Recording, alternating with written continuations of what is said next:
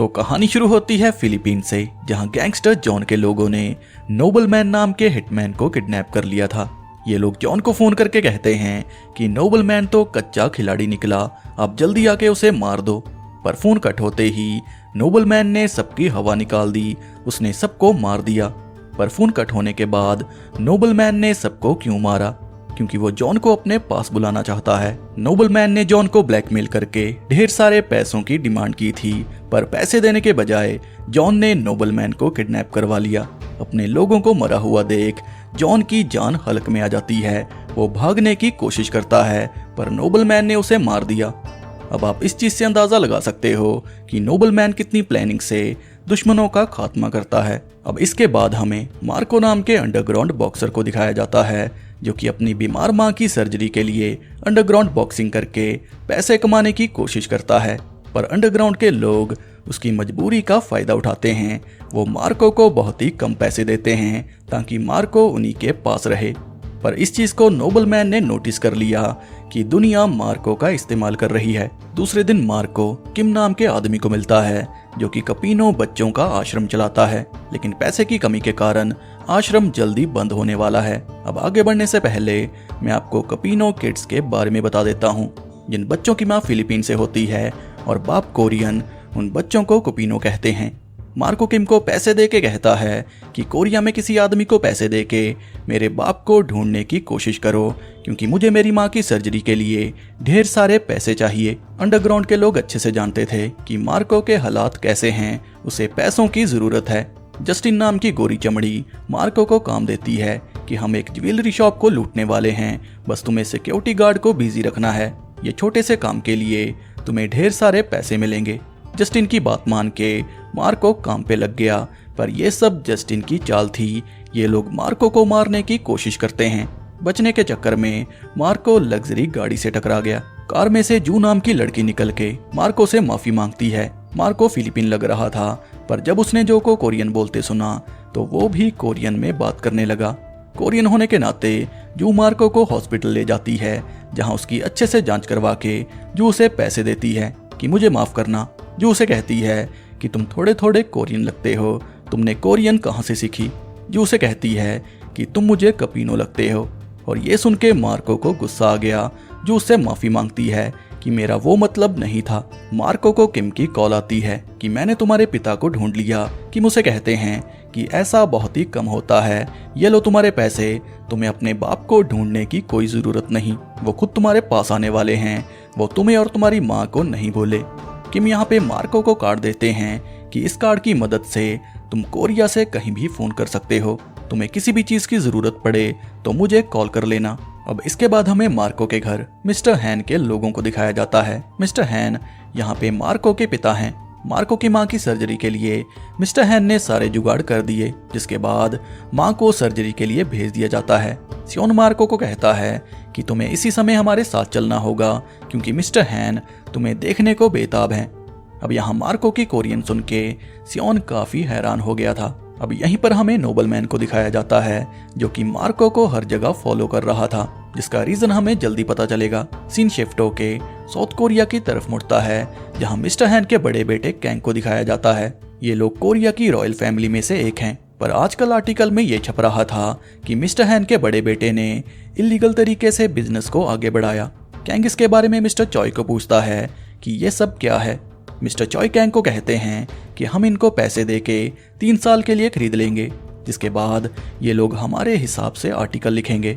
Mister चॉय Kang का employ है, जो कि सोल जाने की परमिशन मांगता है, पर कैंग उसे कहते हैं कि तुम्हें कल सुबह तक रुकना होगा, मैं तुम्हें किसी से मिलाना चाहता हूँ। अब इसके बाद हमें मिस्टर हैन को दिखाया जाता है, जो कि जिंदगी और मौत के बीच में लटक रहे थे। कैंग उसे कहता है कि तुम्हारा गंदा खून आने वाला है, थोड़ा इंतजार करो।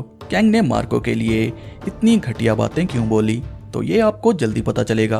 प्लेन में मार्को की मुलाकात नोबलमैन से होती है, जो कि मार्को को कहता है कि मुझे अपना दोस्त मानो, जब तुम कोरिया पहुंचोगे तो वहां पे अमेरिकन एक्सेंट में बात करना, कोरियन को अमेरिकन एक्सेंट अच्छा लगता है। मार्को को काफी अजीब लगा कि ये बंदा कौन है। नोबलमैन उसे कहता है कि तुम्हें कुछ अजीब नहीं लगा, ये लोग तुम्हें इतनी जल्दी कोरिया लेके जा रहे हैं। अब इसके बाद नोबलमैन मार्को के कान में कोई सीक्रेट बात बोलता है, जिसे सुनकर मार्को काफी डर गया था। नोबलमैन ने कान में क्या बोला तो ये हमें आगे पता चलेगा।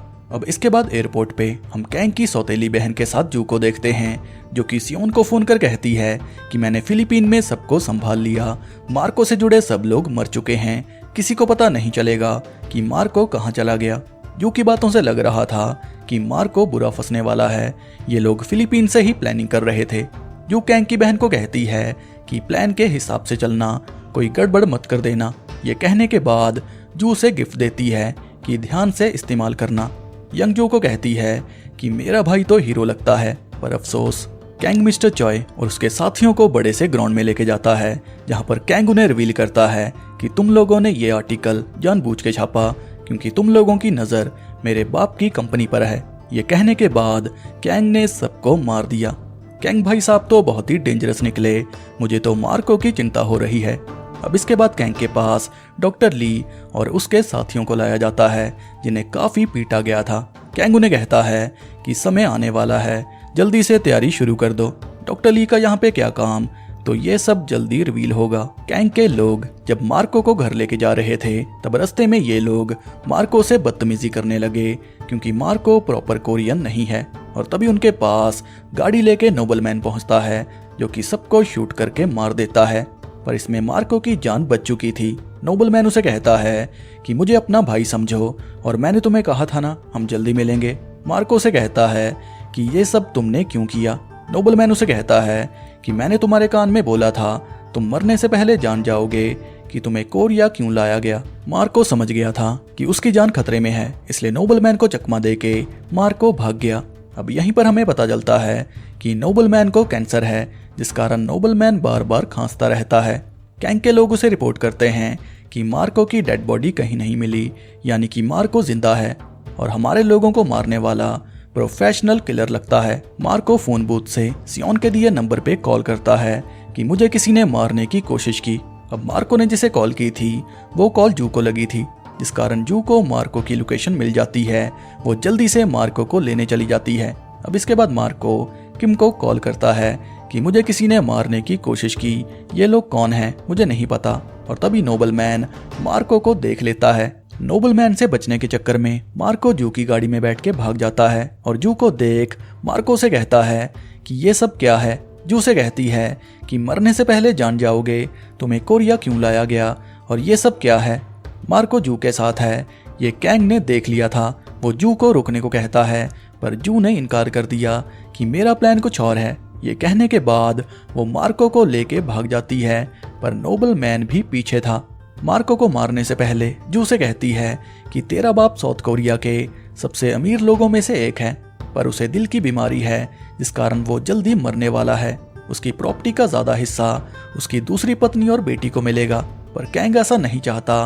वो तेरे दिल को निकाल के मिस्टर हैन को लगा देगा, जिसके बाद सारी प्रॉपर्टी कैंग खुद के नाम कर लेगा। जू की बातों से मार्को समझ गया था कि उसे साउथ कोरिया क्यों लाया गया।